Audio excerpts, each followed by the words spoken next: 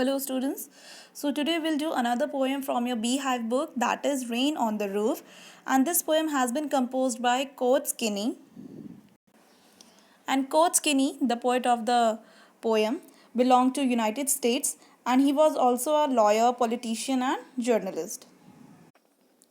So let me introduce the poem. So this poem is about rain, and here the poet talks about his varied reaction to the sound of the raindrops falling on the roof of his house and also related sweet memories of the past.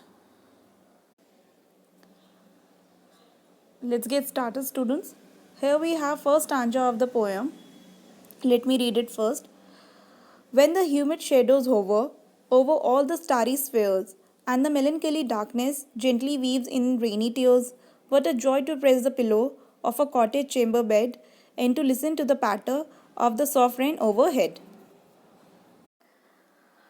So in the first stanza, poet says that the dark clouds, which is full of water, moisture, are roaming here and there in the starry sky, and the darkness of the night is compared to the sad mood of night, and it seems that it is going to cry in the form of rain.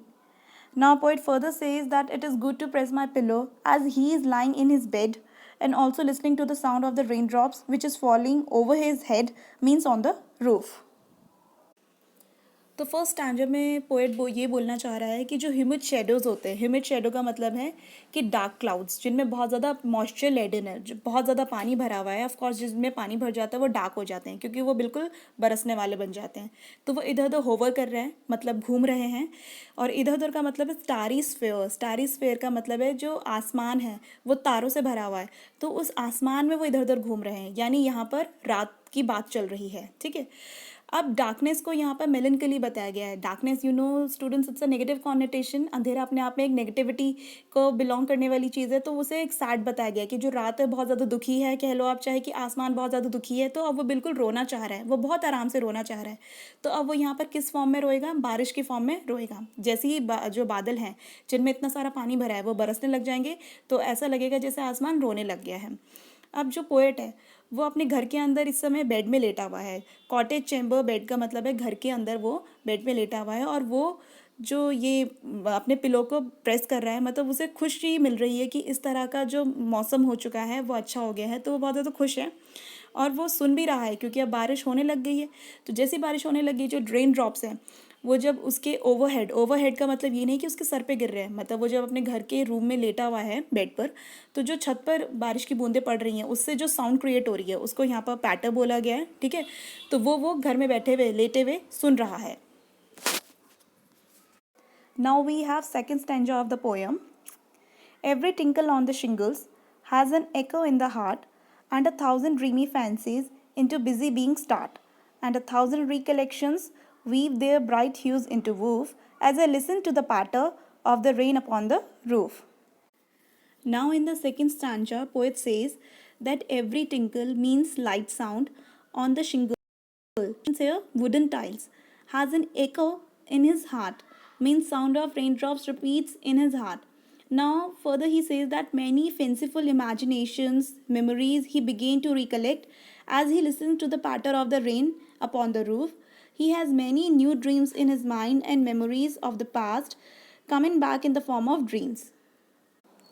तो second स्टांचर में जो poet है वो कह रहा है कि every tinkle on the शिंगल, मतलब हर छोटी सी छोटी आवाज़ या ज़्यादा से ज़्यादा आवाज़ जो कि रेन ड्रॉप्स की वजह से हो रही है, वो किस पर हो रही है? वुडन टाइल्स पर। शिंगल्स होती है वुडन टाइल्स रूफ पर। ठीक है, तो उससे जो एको प्रोड्यूस हो रही है, जो साउंड प्रोड्यूस हो रही है, वो इसके दिल में बार बार गूंज रही है, रिपीट हो रही है, और इसके साथ ही साथ वो हज़ारों सपने बुनने लग गया है, इमेजिनेशन स्टार्ट हो चुकी है, और पास्ट की जितनी मेमोरीज़ हैं वो भी वापस आके दिमाग में उसकी बनने लग चुकी हैं। Weave their bright hues into woof का मतलब है कि एक तरह से जो पुरानी उसकी यादें हैं, जो उसकी इमेजिनेशन है, जितने भी ड्रीम्स हैं, वो सारे के सारे एक ही धागे में बुनने लग चुके हैं। वूफ का मतलब होता है बुनने लग जाना। और ये सब क्यों हो रहा है? क्योंकि वो जो बारिश हो रही है उसकी जो आवाज़ है लगातार जब उसकी छत पे पड़ रही है, तो उस वजह से उस आवाज़ को सुनकर वो सारी चीज़ें उसकी जो पास्ट की वो रिकलेक्ट होने लग गई हैं। So students, now we have last stanza of the poem. Let me read it. Now in fancy comes my mother, as she used to years agone, to survey her darling dreamers, or she left them till the dawn. Oh, I see her bending over me as I listen to this refrain, which is played upon the shingles by the patter of the rain. So, in this last stanza, poet introduces his mother to us, and he says that he is dreaming of his mother. His mother is no longer alive, maybe.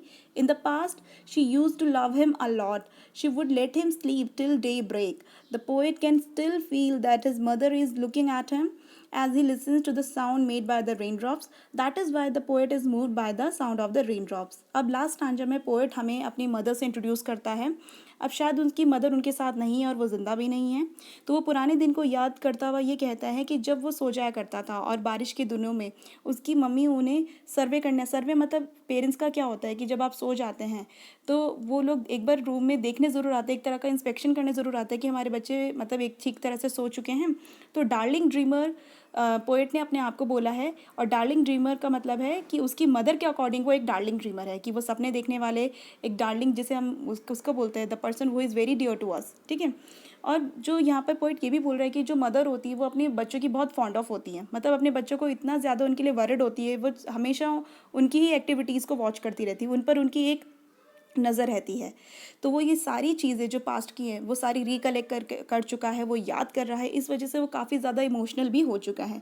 तो इसलिए ये सब उन दिनों की बात है जब उस समय भी बारिश हुआ करती थी. तो अब जब बारिश दोबारा हो रही है तो वो जो रेन ड्रॉप्स की जो साउंड है उसकी वजह से उन्हें ये सारी चीज़ें याद आ रही हैं, जिस वजह से जो पोएट है वो इस चीज़ को इतनी ज़्यादा इंपॉर्टेंस दे रहे हैं, रेन ड्रॉप्स को बहुत ज़्यादा इंपॉर्टेंस दे रहे हैं.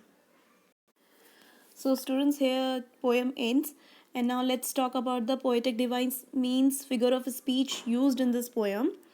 So first we have alliteration, poetic device that has been used in this poem frequently. As you can see in the first line, very first line, humid shadows hover.